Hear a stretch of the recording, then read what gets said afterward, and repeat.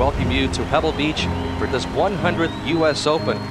It's the most dominating performance in major championship history, period. I don't think we've ever seen somebody compete like we saw at the 100th playing of the Open. You're the man! It was simply remarkable that one individual was so much better than the 155 other players. The U.S. Open, it's so hard and it's so easy to make a mistake. And so for Tiger to do what he did is without a doubt the greatest performance in golf history. Wow, it's just not a fair fight. No, it really isn't. It's as close to perfection as any performance in 4 rounds of golf because of where we were, what the elements threw at him. Good night. I think in terms of golf history, it's probably the greatest championship that's ever been played. It all came together for one magical week. 100th U.S. Open, Pebble Beach. It has a very, very special ring to it. Of course. That was when Tiger really kind of put the hammer down. And the shot that everyone remembers, of course, is out of the rough on the 6th hole. If you drove it in the right rough, you had big problems. There's a large cliff that you have to loft the ball up and over. Every player that had been in the right rough had to pitch out left short underneath the hill. He's got 202 yards to the hole. Tiger wades in there and he grabs a 7-iron. And man, he's going to try to get it up on top of this hill. Are you kidding me? I mean, this is big risk. First of all, he's not thinking about laying up. And second of all, it's a 7-iron. Is that enough to get there? When you're a caddy, I think it's like being an on-course psychologist. You need to try and read a guy's mind and saying the right thing at the right time and not saying something at the right time. When Tiger was quiet, that always was a confident feeling I got from him. And that certainly was the case that hole. You just knew that if there's any chance he can get the club on the ball, he's going to do it. That tree wasn't going to come in play. I had a good enough lie where I felt like I could squeeze it up there and I could catch a hot one. I came down steep enough, I just knew I could get the little flyer out of it.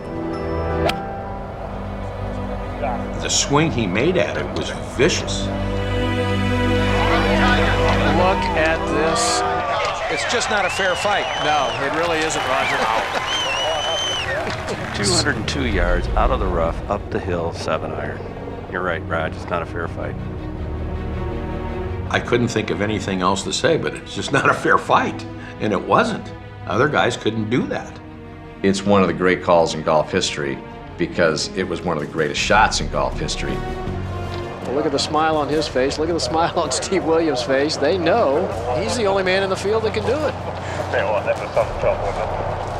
When you see a guy hit a shot like that, it's very special to watch. That's just coming from a golfer, son. I mean, that's just an unbelievable shot. That shot on 6 wasn't as hard as people thought it was. I just open up a 7-iron, just hit as hard as I can. Fortune favors the brave sometimes, and that's an example where fortune favored the brave. I might want to catch it earlier in the day. It is very dark right now. There's no player that's ever played the game that is the man in the moment like Tiger. Only 16% of the field has hit this green in regulation today. That's why I'd rather come back and try it tomorrow. He hit a decent shot to get it on the green. Good shot. Most players would want to mark their ball and come back the next day. As he's walking up, horn blows to conclude play, but Tiger can still finish the hole. Play was suspended a few moments ago because it's not a dangerous situation. The players have a chance to finish their hole. I had the pace of the greens, and so I didn't want to come back with freshly cut greens with them rolled as well and have to relearn the pace. Tiger has a chance to end the day at 9 under and leading by 3.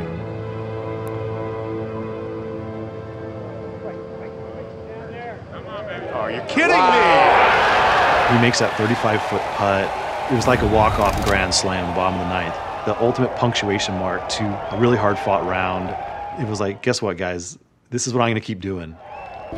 Driver off the tee, Johnny. This is a dangerous shot for Tiger, I really believe. He's taking a gamble here.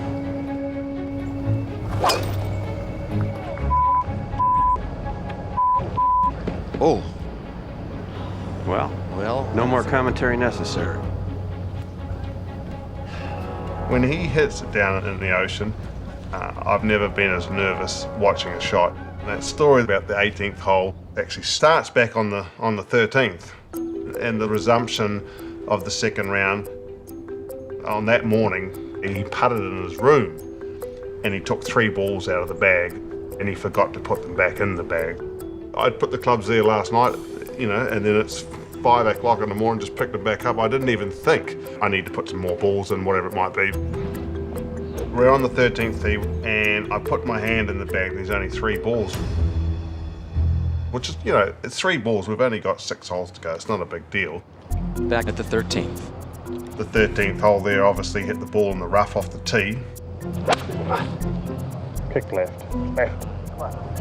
And it'll sandwich into the green and scuff the ball with the scruff on the ball. He walked off the green and chucked the ball to a young boy.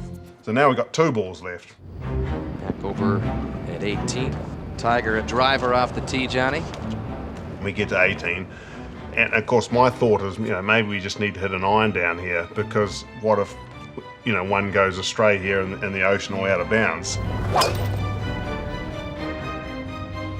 That ball didn't even come close to finding the fairway. He's gonna have to reload right here. If he hits this one in the ocean, we've got no golf balls left. Of course, I can't explain to him we've got no balls left. I mean, that's part of my job, to make sure we've got all we need for the golf course. I can't say, Tiger, we've got no balls left. If I said that to him there, I think he'd just say, well, you put the clubs down and you walk back home. He has not changed clubs, Johnny. I mean, I can't believe that he is going to try that again. I suggested that he needed to hit an iron off the tee course. Why would I hit an iron when I'm playing so well and da-da-da-da-da. He was not going to hit an iron. Well, he could be here for several shots if he doesn't watch out. I don't think I've ever stood on the tee with my backside trembling, and it was.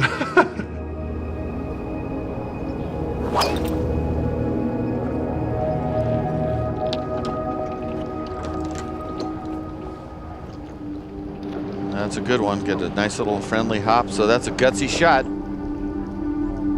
Obviously an amazing relief, and I'll have to say, I've never been that nervous ever in my 40 years of caddying. That's part of the lore of that Open. I mean, Tiger could have been disqualified. Of course, you can play ball out of a hazard. Steve Williams would have been waiting out there in the Pacific trying to find it. You would have been halfway to Tokyo. When we heard the story afterward, it was like, are you kidding me? He had 1 golf ball left? This whole story got even better. I could not believe what I was hearing. I don't know if you call that a fond memory, but it's certainly a memory that I'll never forget, because we did run out of golf balls and I wouldn't be here sitting talking to you today. Setting up big time. For the second day in a row, Tiger in a little bit of trouble at number 6, out of position. And 22 players go for the green in 2, and just 1 has found the putting surface. You get over the 6th hole, and it's a pretty aggressive second shot there. Just trying to get this ball on top. It's headed a little left. Oh, what a lie. That has found that very long grass around the bunker, just as he did at number 3. Talk about another bad break. I mean, he's got to hit it off his navel out of a hole. This is really bad.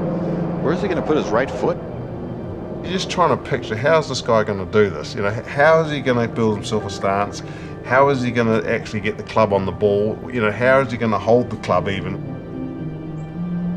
You can see very hard to get his foot in the bunker, and just the way he can angle his knees and his legs and get himself a stance and down the shaft. I mean, just another incredible example of how good of imagination that guy had.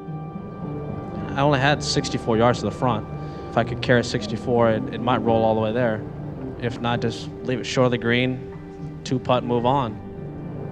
I think that's just a great example of Tiger's incredible athletic ability to build a stance and have the imagination of how to hit that shot. Well, I'm telling you what, this is absolutely brilliant, Johnny. Wow. Brilliant play there. It's almost like I dare you to give me a situation that I'm not able to handle. Anybody else wouldn't even think about trying to get done. You think about Tiger in 2000, everything in his game was so strong, but what separated him from most other players was just the creativity and the fearlessness to try a shot that no one else would even conceive of. You can practice certain shots, but the innate ability of Tiger Woods to create things on the fly, that is amazing. Not only to get it to come out, Johnny, but to get it to come out straight and to get it to come out the right distance. You're thinking maybe he could win by 13 shots. Over to the 12.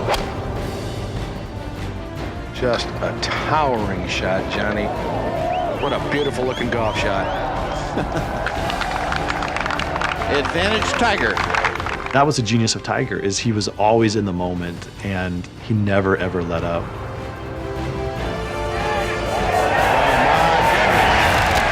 Double digits.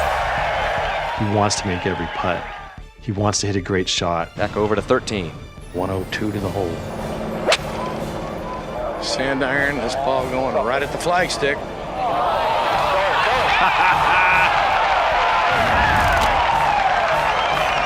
Wow. Is this really happening? Is this really happening? He can control the distance coming out of that intermediate cut. Oh, why? Get down! Down!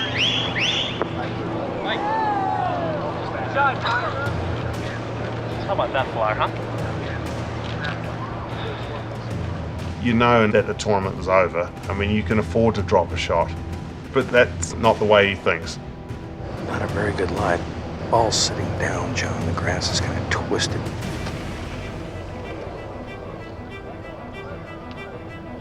One of the few times he really just kind of hit it in the spot. He couldn't do much with it.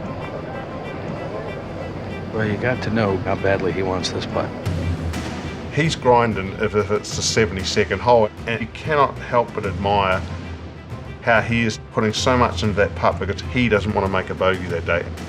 Lowest score ever shot in the Open, 272. He is on pace to tie that right now if he were to par in. So this is a huge putt.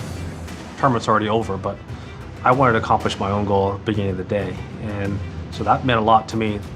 It wasn't about Jack Nicklaus's career record. It wasn't about the US Open scoring record. It was about making this putt. This is not another 15-footer. It's a putt that means the world to him.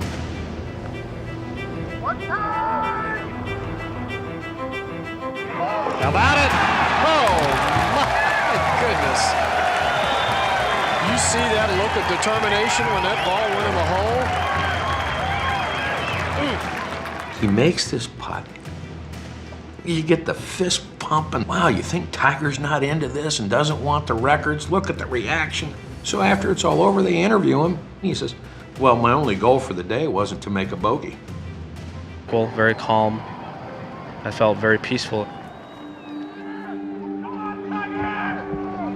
That championship trophy awaits. The only question, will it be a new US Open scoring record total? Needs a birdie to set the all-time scoring record in a US Open. Is there one more record left in his magic putter?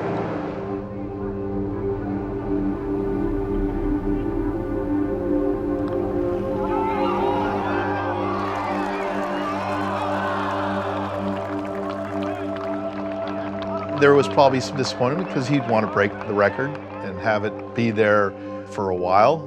But to win it by 15 shots and win a major championship by 15 shots, that's just unheard of. It'll be a long time before that record's broken. And Tiger Woods is the 100th US Open champion in history. The record margin of victory for any major championship. Before today, it was 13-shot victory in the British Open back in 1862 by old Tom Morris. Golf hadn't even begun in this country back then. When he signed a scorecard at the completion of the tournament, the very first thing he said to me, So tell me what was the deal on Saturday, the 18th hole, and I explained to him, and oh, you're a beauty, you are. Please join me in welcoming the 2000 United States Open champion, Mr. Tiger Woods.